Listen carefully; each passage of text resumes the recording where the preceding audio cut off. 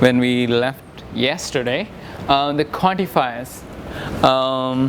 We saw two different ways to transform a predicate statement into a proposition. One of the ways was that you replace the variable with a constant value. Okay, that's what we have been doing over some time now. Well, at least a couple of classes. Okay, we have a statement which has variables, and we fix those variables with some constants, and now it becomes a proposition. Okay, it has some truth value. It's either true or false. Another and slightly more interesting way to transform a propositional formula or a predicate formula into a proposition is using what we are learning today, quantifiers. There are two different quantifiers. One of them is the universal quantifier, the other one is existential. The universal quantifier makes the statement about every member of the domain that your variable belongs to. Existential quantifier says that some member of your domain that statement applies to. Okay? And by some we mean at least one. That's what some means in discrete sense. Okay? Some means at least one. Okay, let's see. Okay.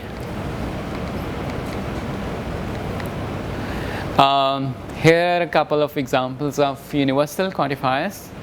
I consider them fun examples. So the first one is when I say for all cats love napping in sunbeams.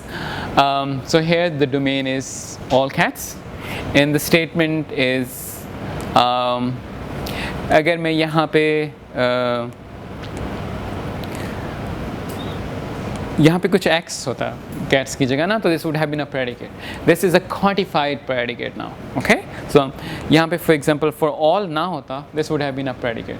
This for all quantifies it universally. It says that for all members of the cats family or cats domain, this statement holds. It might either be true or false, but it's a proposition now. Alright, keep that distinction in mind. When I say that this is now a proposition, what I mean is that it has a truth value. It might still be a false proposition or true, okay? But it's a proposition now. For all programmers, drink coffee by the gallon. The statement is saying that every programmer drinks coffee a lot. Okay. Again, this might be true or not.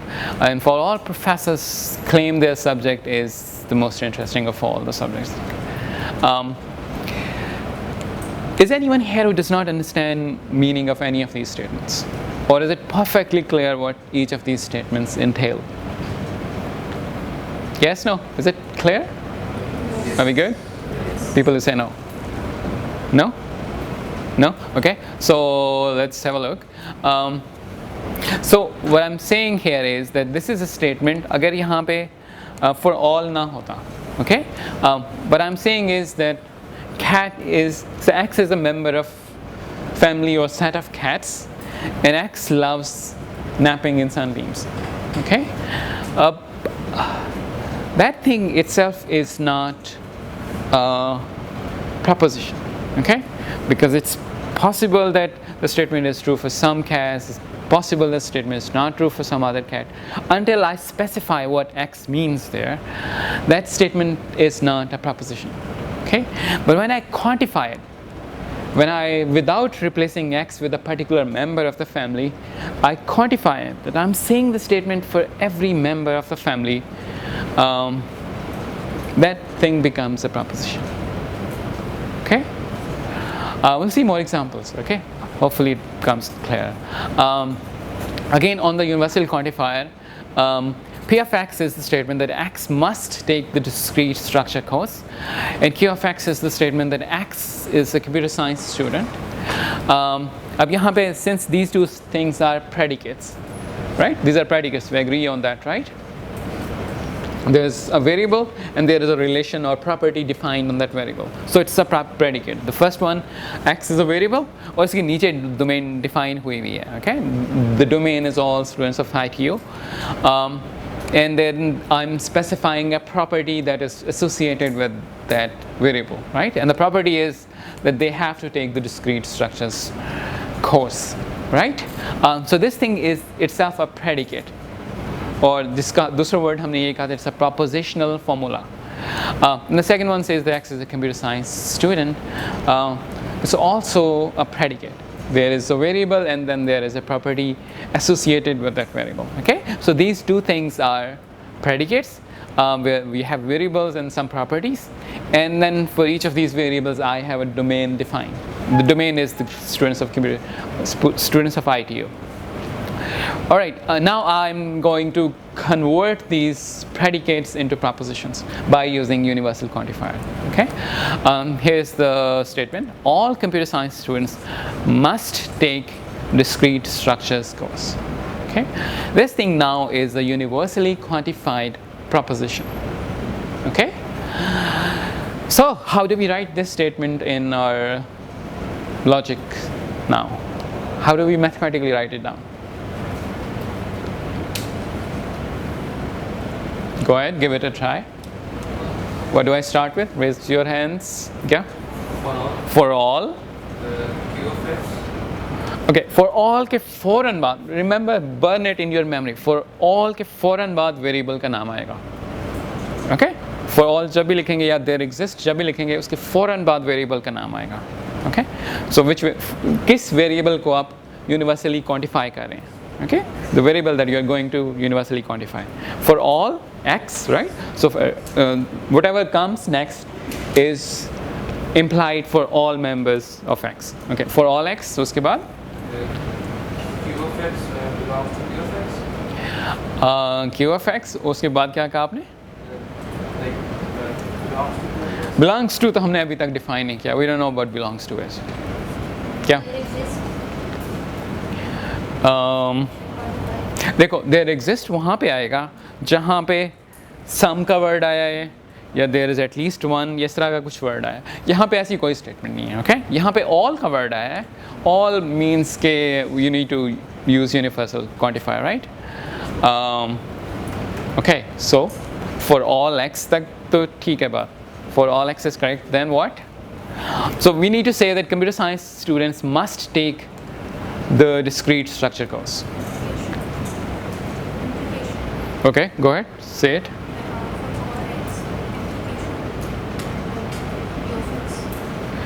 Try it again. You're almost there.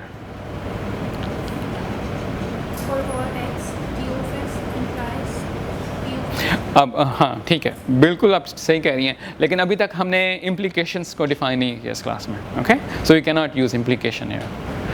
जो हमने use define किया है वो क्या है? Conditional, right? So for all X I want you to sorry क्या so for all X Q of X then P of X. Okay, for all X if Q X then P X. Okay, that's the statement for this one. Do we all agree on this? Yes, and that's the only way to express जो logic हमने अभी तक पढ़ी है, that's exactly this thing. उसमें और इसमें कोई फ़र्क नहीं है. Okay, you should be able to figure this out. That for all x, q of x then p of x is exactly what this thing is saying. That all computer science students must take discrete structures course. Okay, this is gonna appear a lot in your quizzes and in your exams. Okay. So burn this in memory, that you have an English statement and then you want to convert it into a logical formula in mathematics. Are we on the same page? yes. Okay, so everyone agrees that this is the answer? For all f, q of x, then p of x. Okay? Yes? Alright, let's move on. Let's see another example. How about this one? So let me read it for you. The statement now is that everyone must take a discrete mathematics course. Discrete math and discrete structure, let's say, are the same thing. Okay, or be a computer science student. How do we write that down? Yeah.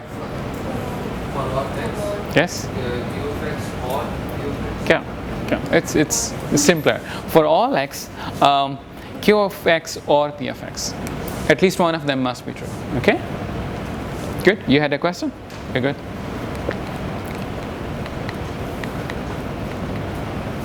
All right. So that's the formula for it. More of these. Existential quantifier.